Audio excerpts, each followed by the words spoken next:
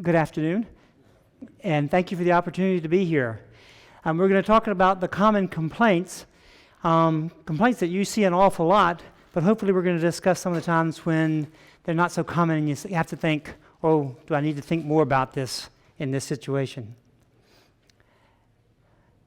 The objectives are as you see them. They've been printed, and I have no conflicts of interest. These are the common complaints, and you know them all well. Murmur by far and away is the most common reason for referral to a pediatric cardiologist from outside sources. Chest pain is also another common one, palpitations, syncope. And then I put along the bottom, there's a combination of patients we see sometimes that present with either palpitations, chest pain, syncope, pre-syncope, and they'll be sent in with chest pain and they'll have palpitations and they're pre-syncopal. Or they'll have pre-syncope and they'll have chest pain. Or they'll have palpitations and we find out they're having, or chest pain and they're having palpitations, that's what they're experiencing. So there's a combination, and hopefully we'll discuss that and convince you of that as a clinical picture. We'll start off with murmurs, and I like to start off with this. Anytime I talk about murmurs, this is my first line. When I walk into a room, I ask parents and patients about a murmur, if a murmur's been heard, and I say, do you know what a murmur is, or did somebody explain to you what a murmur is, that kind of stuff, and I make it clear to them that a murmur is just a sound. Easily half the parents that come in to see me think that a murmur means something's wrong, and it's actually a physical entity that's wrong. So it's their mindset, no matter what you've said to them, it's their mindset, oh, something's wrong with the heart. And so I start off with murmur as a sound, and you know that. And it's just simply a sound, but when I emphasize that as a sound, instead of something wrong in the heart, you can see the shoulders relax. You can see take a good breath. Oh, it's not necessarily something that's automatically wrong. So I like to make sure that they know it's just a sound that can indicate something wrong, or may or may not be just very normal. They're common referral to us because simply they're common in the population. If you read textbooks and if you read published things and all that sort of stuff, they'll say over 50% of most kids will have a murmur at some time. My personal experience and my belief is that over 100% or 100% of kids will have it. When I was in training, we did those 200 patient a night physical screenings, where you had the stations. I don't know if you ever remember those. At once upon a time, you'd set up screenings, and 10 or 15 healthcare providers would do 10 or 15 different parts of the systems, and we'd run through 200 a night for a couple of nights to help the football teams get through their fall clearances and all that sort of stuff. This was years ago, and that model's not done that much anymore. But I had the heart and lungs for a couple of years as a resident, and pretty much every teenager that I would examine sitting up, they'd be fine, and I'd have them lie down, and 3 or 4 heartbeats, they had a systolic murmur. Easily 70% of them, and it would go away, And so I think my professional opinion, and I tell parents this, is that I think all kids have a murmur at some time in their life. Just depends on who's around to hear it, if someone hears it. So really common, and that's another stress that I do for them. The typical and reassuring history that you all know of really well is the new onset of a murmur after age 2, and you can take that 2 years down as far as you want. 18 months, 12 months, or whatever. If you've seen a child, or if you've known a child has been seen several times in their routine first-year evaluations, and no one's heard a murmur, and they come to me at 2 or 3 or 4 years of age, or they present to you at 2 to 3 or 4 years of age, it's really very reassuring. You can say they don't have a VSD, they don't have serious pulmonary stenosis, they don't have serious aortic stenosis, they're not likely to have tetralogy of Fallot, they're not likely to have any of the complex heart diseases. Those have been screened for in the nursery, the cyanotic complex ones, and you haven't ever heard a murmur. So it's very reassuring that their clinical picture is no problems from a heart standpoint. Even though some of the skinnier kids, their murmur can be really loud. You kind of think, wow. But it can still be very typical for an innocent murmur. When they're not innocent, and these are the murmurs that you would pick up, typically you would say, uh-oh, this is wrong. When a murmur is heard, and I use the term on the table, when you examine the child for the first time, or if anybody listens to the newborn when they're born, you're going to pick up the murmur, pulmonary valve stenosis, aortic stenosis. Sometimes the VSD will be heard right away, but remember, a VSD doesn't have to be heard right away. Equal pressures, right ventricle, left ventricle, they don't have to be going left to right in those first 12 to 24 hours. They will, but they don't have to be heard. And tetralogy of flow will typically be heard right on the table because it has pulmonary stenosis. You may or may not hear the VSD, but most of the time, the tetralogy of flow will have a very prominent murmur. If you hear a murmur at 1 to 2 days of age, there are scenarios when you wait, when pulmonary vascular resistance drops, then you begin to hear a murmur. Mild pulmonary stenosis, you might not hear the first day of life because equal pressures are higher pressures. There's not enough flow pressure differential to make any noise. VSD, again, is not necessarily heard in the first 24 hours of life. Or even before you send a child home, you may hear that murmur at the first day of life, particularly those small muscular VSDs, where it takes a certain amount of pressure difference for it to squirt through and make noise. Atrioventricular septal defects, the canal defects, are pretty common not to have a murmur at birth. It's wide open. Everything's equal. And so they may or may not have a murmur on the first day of life. We'll typically present that. And then any murmur in the first month of life we pay attention to. We don't know. You know, an infant is such a changing entity that when we hear from you guys as a murmur in the first month of life, we pay attention to it, and typically we will echo those folks. You just can't be sure that a murmur was not missed in those first few days of life because of those reasons we were just talking about. This is just a murmur that a picture that shows very typical stenotic aortic valve. You're going to hear that. Flow across that area is going to be heard, and it's going to make noise. So pretty much on the table, same thing with a pulmonary valve, right over the pulmonary area, right over the aortic area. If a child has aortic stenosis and there's sufficient flow, you're going to hear that first hour of life, first minute of life on the table type from that standpoint. Tetralogy of flow.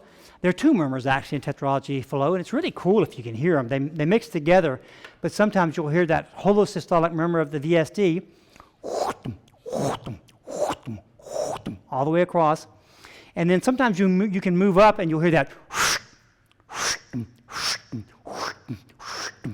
of the pulmonary stenosis. But they'll have a murmur, and that's pretty obvious for them. They may or may not be blue. They don't have to be blue.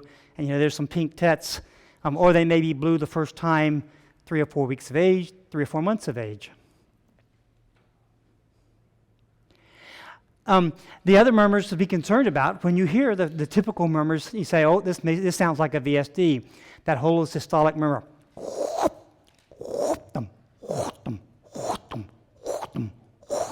All the way across. And VSD murmurs, other than the small, tiny muscular ventricular septal defects, most of them are harsh. There's a lot of velocities coming through a larger hole. So it's that type sound. It's not the high-pitched of the smaller VSD, and it's not the crescendo decrescendo as in the next scenario. It's not the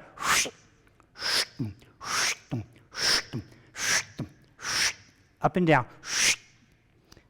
the crescendo decrescendo murmur of aortic stenosis, pulmonary stenosis. Both of those murmurs obscure the first heart sound. They occur at onset of systole, so you don't hear the first heart sound. So when I listen to an infant's chest or even a 4-year-old's chest, and I hear I say, yes. I don't have any of these that are very, very serious.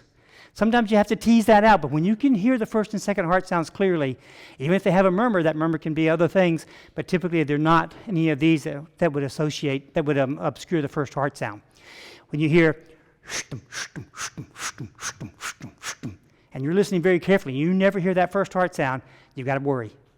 And that would be quite appropriate that one of these murmurs is one that's obscuring the first heart sound.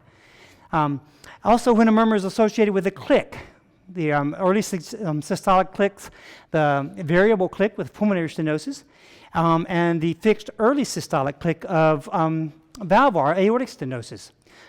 So instead of hearing dum dum dum dum dum dum dum dum dum dum dum dum dum dum dum dum. It's drip dum drip dum drip dum drip dum drip dum drip drip drip drip. That high-pitched second sound, drip drip drip dum drip dum drip dum drip dum, is that valve clicking. In aortic stenosis, there's a murmur in there too, so this is a little tough. Shrip dum shrip dum shrip dum shrip dum shrip dum shrip dum. Sometimes you hear the murmur and you can still hear that click in it. Oftentimes the click is easiest heard where the sound propagates. It's down at the apex and up in the aortic area, because it's going to be made, the sound is made best along the line that it's produced. Any diastolic murmur is of concern. Any diastolic cardiac murmur. I was reviewing these slides for the presentation and I realized a venous hum is it can be a diastolic murmur. That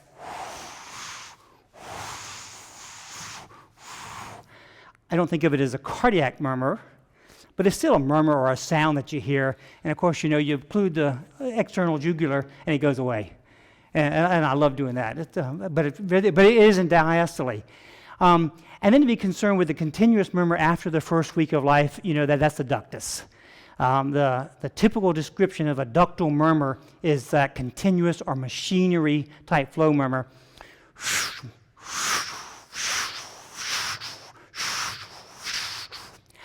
I don't usually hear a continuous murmur for a ductus. Most of the murmurs I hear for a ductus are systolic, and it's just a higher pitch. But it gets louder as you move away from the heart, and you also hear it doesn't obscure the first heart sound. So a systolic murmur that gets louder as you go into the axilla is that. Certainly, if you hear the continuous flow, that's likely the ductus. The ductus murmur can also make a series of clicks. I can't make that sound very well, but there's a clicky noise that is published, and people will read about it. I've heard it 2 or 3 times in my career, that if you hear that multiple clicks, that's almost always a ductus. But that's pretty rare. But I have had somebody referred to, many clicks. By the time they got to me, the ductus had closed, but I'm pretty sure they had heard the multiple clicks of the ductus. Special considerations for that. After 2 years, no previous history of a murmur is really, really good, except for older children can have an atrial septal defect that doesn't make any noise early on because they have to get big enough to push enough flow across the pulmonary valve. Remember, the murmur of an ASD is not flow across the septum, atrial septum, it's flow across the pulmonary valve. It's excessive flow across the pulmonary valve, the volume load from the ASD. So what we hear is about the soft murmur of valvular pulmonary stenosis from that murmur. But also if you hear fixed splitting of that second heart sound. Dum blip, dum blip, dum blip, dum blip, blip, blip. And it doesn't change when you ask them to hold their breath. It doesn't change with changes in position. It doesn't close like physiologic splitting does.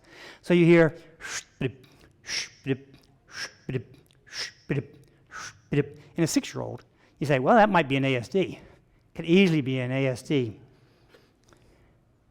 As we mentioned to you about bicuspid aortic valve, a bicuspid aortic valve may not be heard in the first few years of life. Typical for us is teenagers. They get big enough, so a mild bicuspid aortic valve without severe aortic stenosis, that one's going to be picked up early. But a 12-year-old, 14-year-old who presents to you with a systolic ejection murmur, typically a little lower pitched up in the aortic area, maybe at the apex, typically at the apex, there again along that line.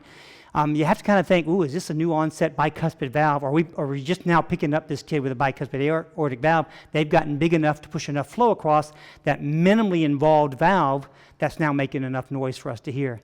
So I always think about the teenagers. That 2-year-old rule for me, when they get to in their teenage years, changes a little bit when I think, hey, I'm listening specifically for the bicuspid aortic valve.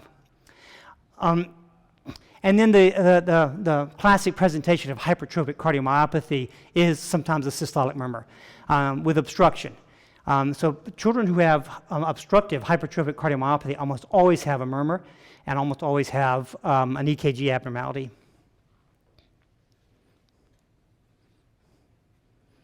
So what can you do for murmurs? A careful history, review of the previous files. If it's a 2-year-old, 3-year-old that has never had a murmur heard before, you can be very reassuring. A lot of parents, and the stories I get, the referrals I get are parents are concerned, mom's concerned, can you reassure? A lot of times I'll get likely innocent murmur, please reassure or please confirm, that kind of, exactly right. Because that question's been raised and the parents want that reassurance and then they forget about it and the child can live a fairly normal life. Certainly, if you're comfortable with evaluating a small child and they have a murmur, you can wait. You can wait 6 months, you can wait a year. Oftentimes that first month, year of life, the child's doing great, they're pink, thriving, active, eating well, no respiratory distress, they don't have any serious cardiac disease. You can certainly wait a while to see how that murmur might evolve or may come and go. Characteristic of an innocent or benign murmur is you hear it sometimes, you don't hear it sometimes. You hear it sometimes, you don't hear it sometimes. That's not the case with a pathologic murmur. You can hear that one every time if it's still there. If it's not a small VSD, it's gone away. An EKG is also very reassuring. You have a normal child, normal EKG, no evidence of any volume load on the heart or strain on the heart. Very reassuring that there's not anything serious going on with the child at that time. And then, of course, you can refer, and we get a lot of referrals, and that's not inappropriate at all. We may or may not do echo with a typical story.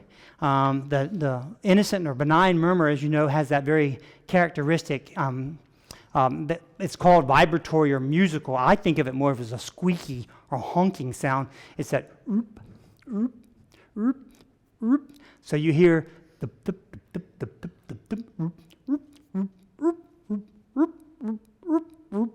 as part of the murmur.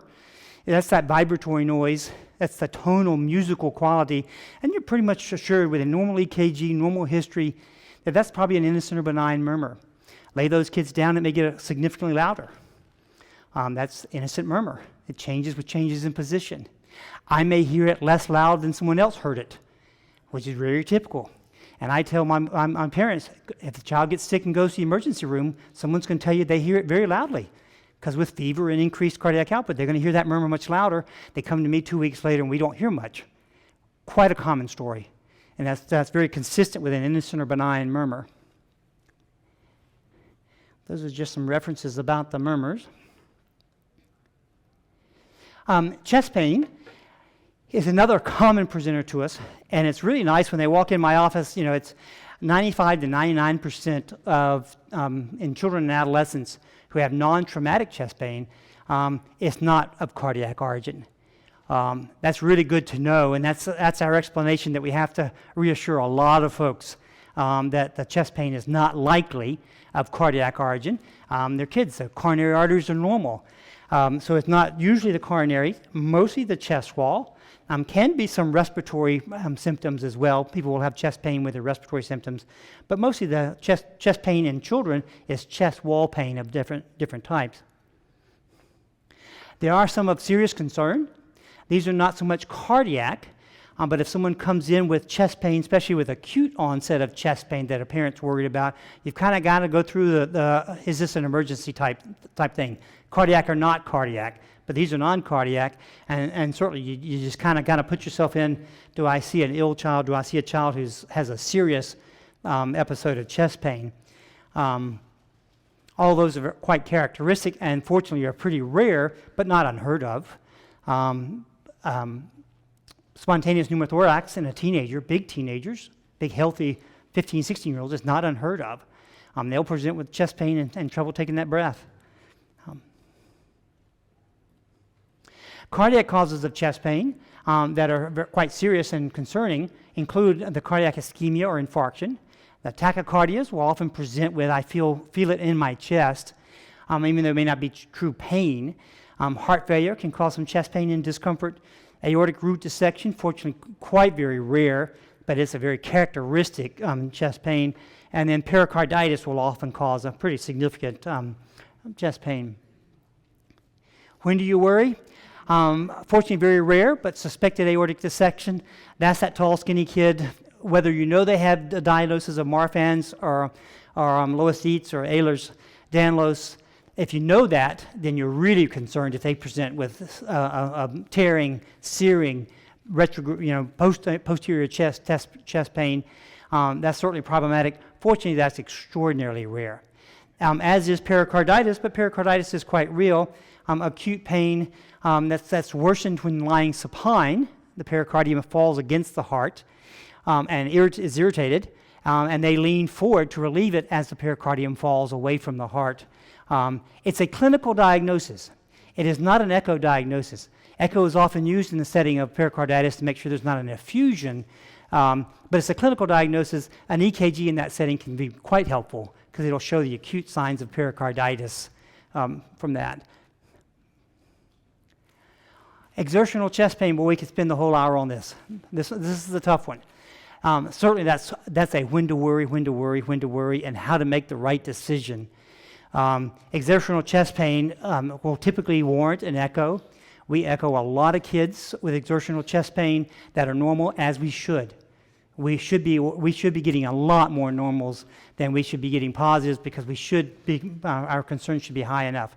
And certainly the concern is for cardiac insult, ischemia, or infarction. The causes for that ischemia or infarction outside of trauma was anomalous origin and or course of the coronary arteries. Hypertrophic cardiomyopathy can be a chest pain, especially with arrhythmias. And then the rare but real coronary artery diseases, our kids with Kawasaki's. And I put question mark COVID. We haven't seen a lot of coronary involvement with COVID, but boy, it's following along the same lines. We haven't seen the late aneurysmal formation and those kind of things. And as you know, with the Kawasaki's, if they've had clear echoes, their first several evaluations, they're not likely to have it. So if you have a child with a history of Kawasaki's who was cleared by echo several times, they're not likely to have acute coronary involvement. But certainly those kids who did have coronary involvement presenting with chest pain later in life, that's very much of a concern for us.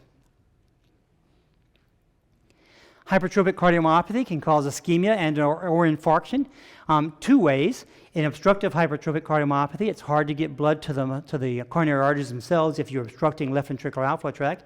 And also, it's just thick muscle, and it's harder for the coronary bed to provide that thick muscle, particularly at times of exertion and effort, when you're squeezing down and increasing demand.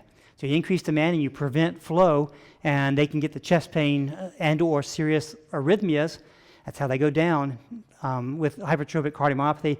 And you likely are aware that hypertrophic cardiomyopathy is the most common type of sudden unexpected death in the adolescent and the young adults, unexplained and unexpected until afterwards.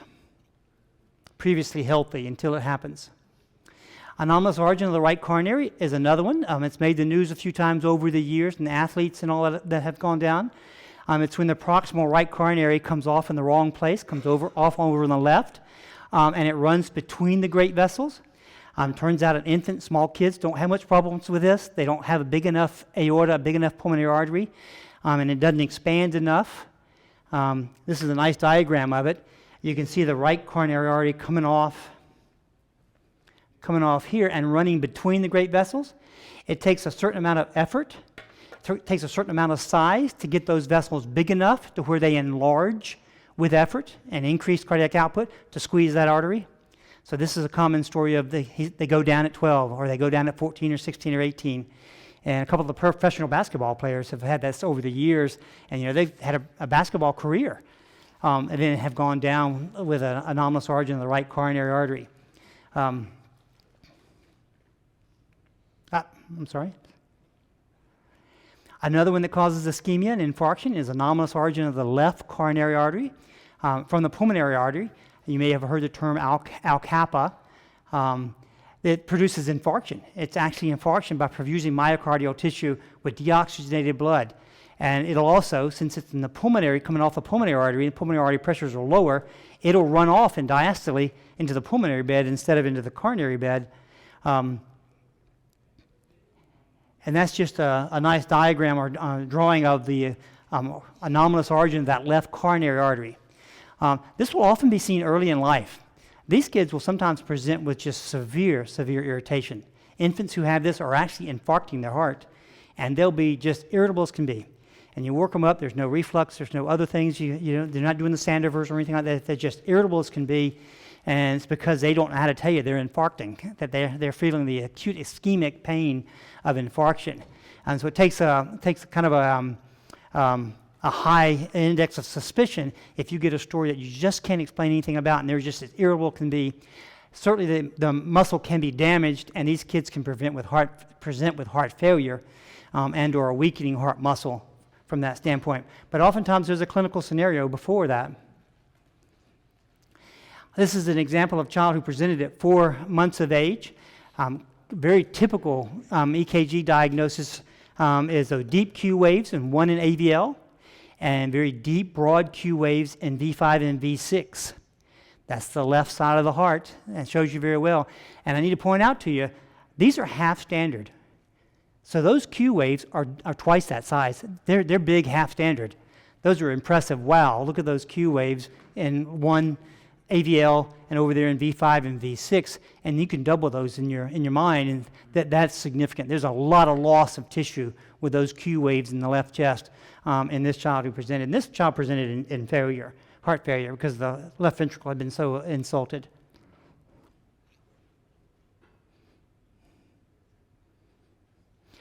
So what are the options for this case? Getting a history, good history, careful history, do it again, get a really good detail of what's going on.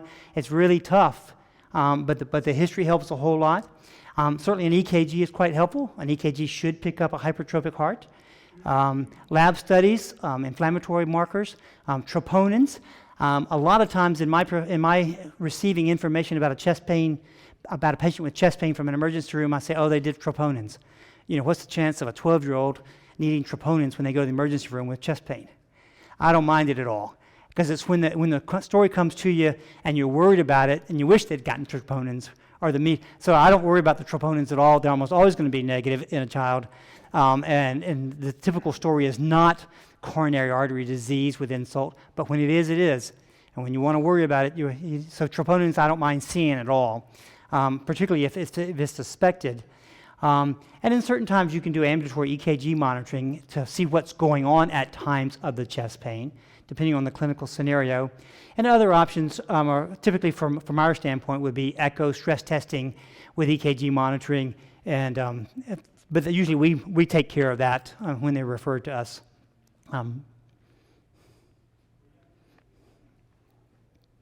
Those are just some referrals for chest pain. Move on to palpitations, another very common presentation. And this is one of my favorite patients. This is a 4 or 5-year-old who complained that she felt her heart beeping. And I always put that into perspective because that's exactly what she was feeling. And this was a 4 or 5-year-old, and for a 4 or 5-year-old to complain of palpitations, usually something's wrong. So if you're seeing a 5 or 6-year-old, they don't make this up. They don't know how to make this up. A 12-year-old might make it up, or a 12-year-old might experience something and rationalize it as to what's going on here. But a 4 or 5-year-old won't, and this is one of my favorites. This was SVT, and she knew her heart was beeping. That's what she was telling. Sometimes we'll get, it'll be an abdominal complaint. Sometimes I've had a couple patients whose primary complaint of SVT, rapid beating of their heart, because they were feeling it in their belly. And so they came to your office or came to whatever office, and they presented with some abdominal discomfort. And when you asked and found out, it was actually they were feeling things going.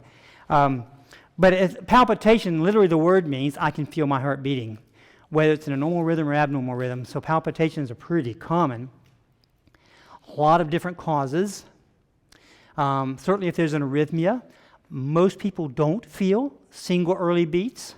A lot of us have PVCs, a lot of us have PACs that we never know we had until someone listens or finds out about it. Some people are bothered by them. Most people feel that the post-extrasystolic pause, I'm going to explain that little phrase. An early beat doesn't fill up very well. So an early beat, we usually don't feel the early beat. But an early beat causes a pause. And so it resets the heart, and the next beat is a really big overfilled beat, and it goes whoop-boom. And that's what they usually describe. That's what most people feel. It's that kick, oh, that they had something early. They rarely feel the early beat. So if you get them that, and I call it a thump. Did you feel a thump? And they say, oh yeah, yeah. And that typically means they're feeling that first beat after the pause. There are different types of certainly arrhythmias that cause them.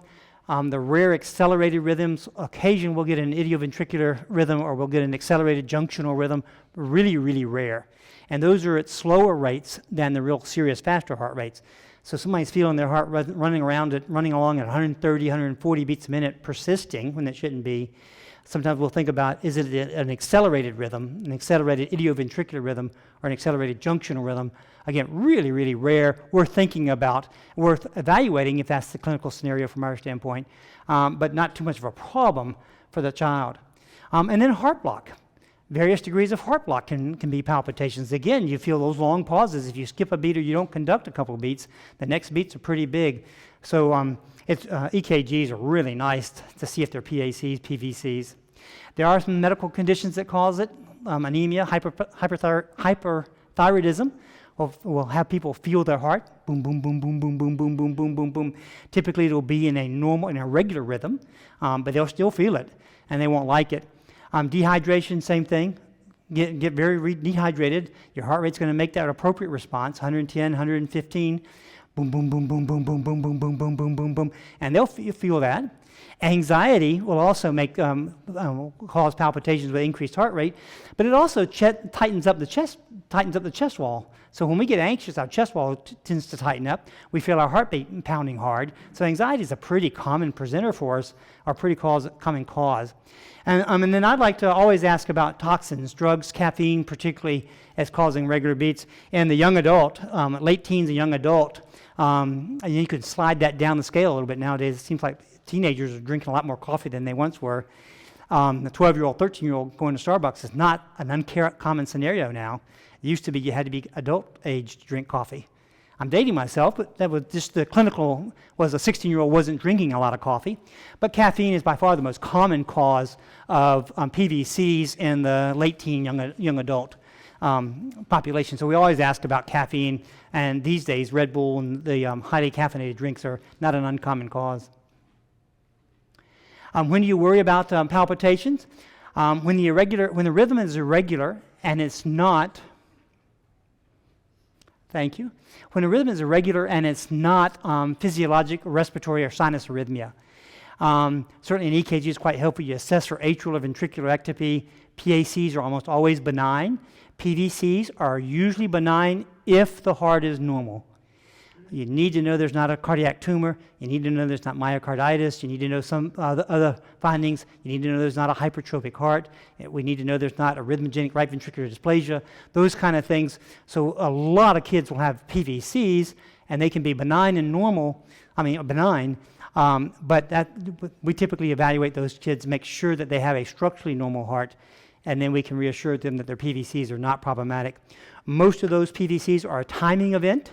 There's a certain amount of time that the ventricular myocardium will fire, after which it will fire. It's just a site that decides to fire on its own. If you bring the heart rate in faster than that, it goes away.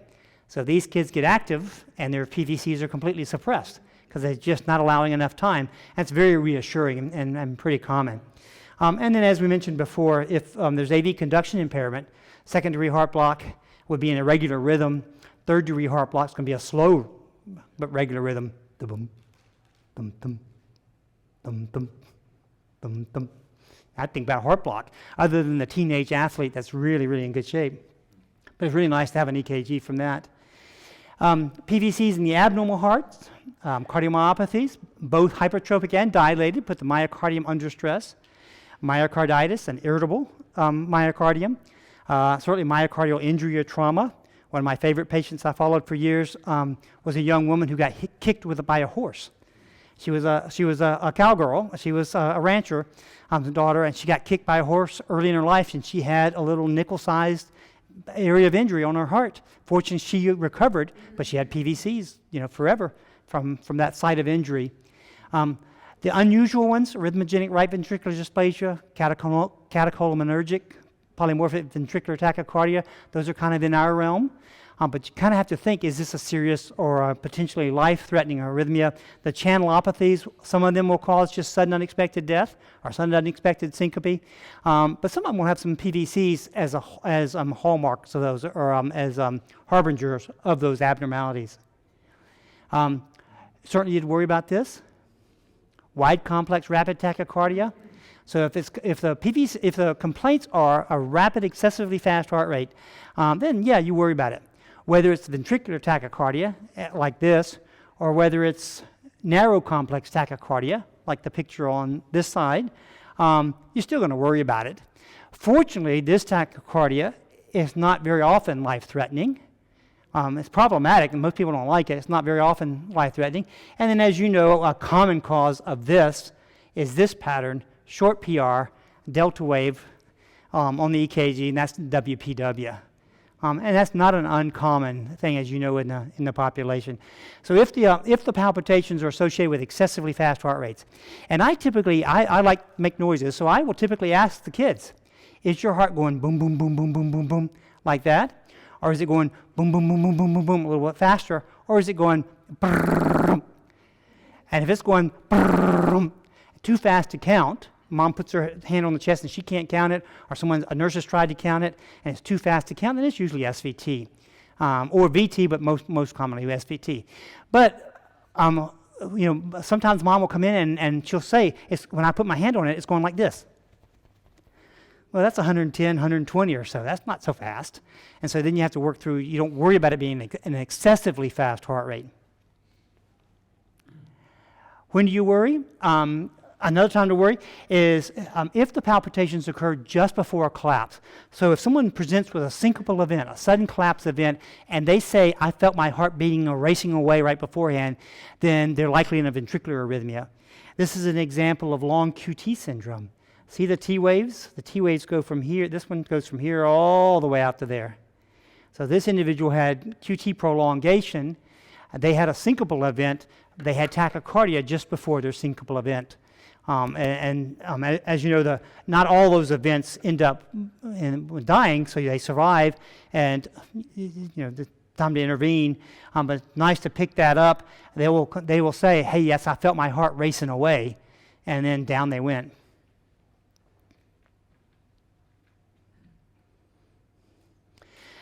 Again, what can you do for palpitations? Careful history. I always check for excessively fast heart rates. I try my best to rule that out from a history standpoint. Can't always do that. That's not always possible. So we put on monitors for that sometimes. It's not always clear how fast they're going. A lot of times parents won't know how fast they're going, but they went faster. They'll say it was really fast, and I'm not sure how fast really fast was, so we put a monitor on. Love to get an EKG in this setting to make sure they don't have WPW, to make sure they don't have hypertrophy, QT prolongation, or ectopy, ventricular atrial ectopy. Ambulatory monitoring is typically used in this setting. Oftentimes, I'll use it with provocation, and I put that down with intentional provocation. If a child tells me that every time I do this, I feel my heart race away, then I'm going to try to put on a monitor and have them do this. Or if they say every time I drink 5 Red Bulls, this is what I feel like, I'm going to tell them to go home, drink 5 with the monitor on, and drink 5 Red Bulls, and let us see what's going on. So you try your best to see it, and that's the whole purpose. So I say with intentional provocation, we want to see an episode if we have them wearing a monitor, and then cardiology referral also from that standpoint.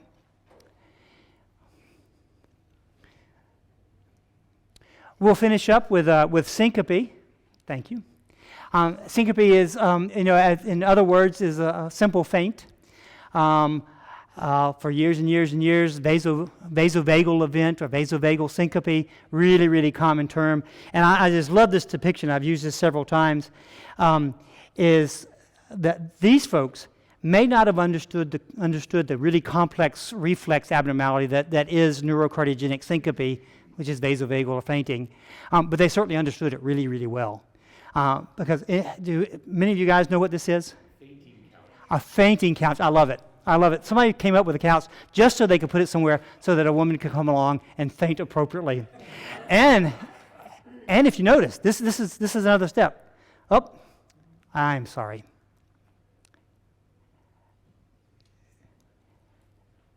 they depicted this picture very nicely. What do you do if you want to faint or need to faint at the right appropriate time? You tighten up your waist. I love this depiction. So you constrict venous return from below. You restrict it just enough that you can stay alert until you decide to hold your breath just a little, and down you go. So you didn't have to hold your breath really, really hard. And I'm being serious. This is how they worked it. You didn't have to hold your breath really, really hard if you were already limiting pulmonary systemic venous return. You just had to kind of, oh, rat, and down we go. So they understood it really, really well, and they also knew that everyone was going to wake up. Right? A fainting event, a neurocardiogenic syncopal event, is a benign event, even though it may be dramatic, and it can be traumatic, unfortunately. So we do pay attention to them. But I really love the understanding of that. And syncope, most syncope is neurocardiogenic syncope. You know it as vasovagal. There are other words. Neurally mediated syncope is the same thing. But it's a transient loss of consciousness followed by spontaneous recovery. And it's a reflex abnormality. It's a reflex inappropriate slowing of the heart rate or inappropriate response of a heart rate to low blood pressure. It has a very classic, typical clinical picture. I'm going to go through this pretty quickly just to emphasize that it's very much a reflex that's been kind of figured out. I don't use the term vasovagal that much anymore because vessels, vagal nerve, it's not just the vagus and not just the blood vessels. The triggers a sympathetic surge, and there's a whole lot more involved. But it is a vasovagal. It is a simple faint. But when I explain a little more to parents and describe some of the symptoms and how they're caused, they say, wow, yeah. And oftentimes the parent will say, yeah, I did that when I was a teenager too, when you just walk through the symptoms of it. And I'm not going to spend much time on this. I'm just using these slides to show this is a pretty significant involved reflex. And there are a lot of places along this reflex that you can treat it. And there are a lot of things you can do to prevent the worsening of it. And there are several different therapies along the way. And the reason I do that, well, I'm going to finish out, I'm sorry. This is a very typical clinic presentation of neurocardiogenic pre-syncope or syncope. Lightheadedness, weakness. It's that rush, the lightheadedness. I avoid using dizziness in my presentations. A lot of folks will say I'm gotten dizzy, and first thing I do when they come in my office is I say, let's talk about dizziness. Is it the room spinning around you? Vertigo, which is really unusual. Or is it lightheadedness where you're getting woozy? Is it that, whoa. Now the room may move, but it's not the room spinning. That's rare. But the wooziness, whoa. It's pretty common, and I call that lightheadedness, and we'll usually distinguish that. And then I ask them if they get weak, but it's not so much weak that I can't run a mile, it's weak that my knees are going. I'm getting wobbly here, and I'm holding on type thing. It's because the big muscles aren't getting enough blood flow. Nausea is really common. You're depriving flow to the gut, and so they get that sick, wished I could throw up type, but they don't. They rarely ever throw up unless it's just after a meal. So you ask them that, they want to throw up, they think they might feel better if they threw up. And sometimes that's one of the more prominent features. I just get abdominal pain all the time. Typically the heart will pound fast, so they'll have palpitations. If they drop your blood pressure, your heart rate's going to appropriately respond to increase heart rate and increase contractility. Boom, boom, boom, boom, boom, boom, boom, boom, boom, boom, boom, boom, boom, boom. 110, 120 beats a minute. Doesn't feel very good. You don't like it. You're not doing anything. You're standing there, but your heart rate's 120, and you can feel it pounding through your chest, so it's really bothersome. Visual field changes are really, really common. The furthest away a drop of blood has to go is all the way up and all the way back.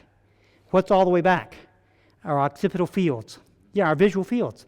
And so one of the earliest signs of pending syncope is the visual field changes. And the kids will typically describe how things will come in. The most common is black shields from the side. Second most common is the spots. I can see the spots. Some kids will fade to gray. Not many kids this day and age know about the gray screen on a TV. I ask about that sometimes, but not too many of them know about the gray screen. But that's still what they see sometimes. Rarely will they see a bright light or something like that. But it's the visual field changes. Kids will oftentimes say, I blacked out, but did not lose consciousness. So they lost their visual field, but they didn't lose consciousness, so they could still hear. Now, sometimes that precludes actual loss of consciousness, and that's the next step. But some kids will say, hey, I blacked out, but I didn't pass out because I sat down or I got down or somebody came and helped me. So if you hear that, it's pretty common. And pallor is just almost always there. And I never ask the patient if they got pale. I will ask people around them, moms or whoever, what they look like. And they will almost always say they were pale, or they were white, or they looked bad. And I've been surprised over the years. Sometimes I'll ask folks who had episodes at school, mom didn't see it, or no one with them has seen the episode, but they had episodes at school, and I'll say, well, what did your classmates say? Or did anybody see this happen? What did they say? And almost invariably, somebody will have said, you looked really bad. You know, it's just not common for us to look at somebody and see if they're pale and weak and sweaty to think. So almost always somebody will say, yeah, they told me I looked really bad, or I looked pale, or something like that. Or the teacher tells mom that the child looked really pale. So pallor is really, really common. SVT doesn't usually cause pallor. It usually causes you to flush. It will cause you to get pale if you go to the very end, but not typical. Seizures, we usually flush with seizures. We usually get red and all that sort of stuff. So that marked pallor, and the first sign of it is right here in the lips. We used to tilt a lot of these kids, standing right beside them. I mean, in the thousands over the years when we were studying it. And we stand right beside them. The first thing that goes is they'll lose color in their lips. They'll say, I don't feel good, and their lips will go gray, and then they'll go white and go. And then another common scenario of this is sometimes they'll feel chest pain. When the blood pressure drops and you still got to use your chest wall muscles, you've got to keep them going, they'll tighten up a little bit. So here's somebody who has palpitations. Sorry, wrong button. In that situation, they'll have palpitations, they may have chest pain, and they'll have presyncopal symptoms. So we'll see that as a common complaint, and they might present with any of those, and we'll figure out all of them that are part of it. The reason I went through that explanation of typical syncope, and by far the most common cause of syncope, is that you need to worry when it's not that. Any other syncopal event that's not quite typical of neurocardiogenic type presyncope or syncope, you got to worry about. You have to go it. You know, is it seizures or is it anything else? But when the history is not consistent with lightheadedness, weakness, nausea, pale, eye changes, certainly, as we mentioned, if a syncope occurs in the setting of excessively fast heart rates, that is a problem. Even SVT is not usually a syncopal event until, but it rarely is. And so if somebody has SVT and goes down, we send them to have it cured. The next step of that is a radiofrequency ablation or a cryoablation of their SVT. We don't let it happen again. We try our best not to let it happen again. And also, when syncope occurs in the unusual situations, this is a long QT. Every once in a while, somebody will get startled. One of the long QT types is response to long QT2 is a sudden startle, and out they go. I learned it as the alarm clock syndrome. Long QT, before we knew the types in my training, one of the definitions of it was alarm clock syndrome. You suddenly get startled, and down you go. Unfortunately, we picked up an 18, 19-year-old young man who was collapsing with long QT, and his story was that his dad and brothers used to invite friends over and watch them scare their brother. As he came down the hall, they would jump out and scare him, and he would pass out and collapse. Of course, they felt horrible about it, but they startled him, and down he went. Fortunately, he survived those early ones, and we figured him out years later. But and the other is the unusual near drowning or the unusual drowning, almost drowning. Long QT drowning. The number one cause of death in long QT syndrome is having an episode when you're in the water. So drowning, because if you have an episode of torsade and you pass out and you come back and you're on dry land, you're alive. If you have an episode of torsade and you're in the water, you don't come back, you drown. So an unusual drowning, a drowning in a typically good swimmer, you have to think of long QT syndrome. Worry about it when it's associated with conduction impairment. That's an EKG or Holter monitor. When syncope is associated with exercise, exertion, I call it midstride exertion, midstride collapse, very, very concerning. It's very tough to decide. Neurocardiogenic syncope, just after vigorous exercise, is pretty common. You vasodilate. If you're relatively empty, as long as you're moving, you're pumping blood back to the heart. As soon as you stop, if you're relatively dry, you stop sending blood back to the heart. Thank you. And down you go. So it's coming off the field. It's in the huddle, basketball, volleyball. Sometimes you're running up and down the court and you suddenly stop. Common for me is, I call it the water fountain syncope, is kids will do their drills at the end of practice. You know, the coach will make them do the line drills and all sorts, suicide drills, whatever you do, and you go and you go and you go and you go and you go really, really hard. You push and push and push, and then you suddenly stop. Right? Practice is over, whistle blown, and they go walking over to the water fountain, and down they go. It's neurocardiogenic syncope. It's not the same as running down the basketball court and down you go, or running down the football field and down you go. Cross-country runners is a little tough. Most of those kids at the end of the race will be maximally vasodilated, relatively dry, and they'll go down, and that's usually neurocardiogenic. That's rarely arrhythmia. I think we're about out of time. I think we're about done. Those are pretty kind of obvious things. If there's syncope with exertion that you're concerned about, we see them. We should see them. They at least warrant, they definitely warrant an EKG. An echo is, we echo a lot of folks with syncope with exertion from that standpoint, looking for these kind of things, and certainly a history. This is just a couple of examples, polymorphic VT and torsade over there on the left. I'm sorry, that's your right. What can you do? History. Certainly EKG up front is really good. The systems we use nowadays, I rarely need to repeat an EKG if the outside physicians have done an EKG and I can see it and read it. And with the electronic systems now, it's pretty clean. Fax was once upon a time horrible. And then we'll just end. For a summary, the common complaints are really common and are rarely associated or not commonly associated with really serious things, but some are. And so your awareness of when to be worried, when to call us or ask us to see somebody is certainly appropriate. Certainly you can initiate some of the initial screening. If you have access to an EKG, it's really reassuring. And in Yakima, I'm around and all. I've been a consultant all my life. I was an EP doctor for years and years and years. And I don't mind anybody calling me at any time asking me to look at an EKG. And I will get to it as soon as I can because it's so important. And I try to teach folks, hey, get an EKG, and if that looks good, the story is not so serious, we'll see them. But we don't have to see them right then. Or you can reassure the family. So the EKG will sometimes be quite helpful. And then a good history, as I think I've tried to emphasize throughout the whole thing, a good history is really, really important. It takes a little time. I have that time as a consultant because that's what they're sent to me for.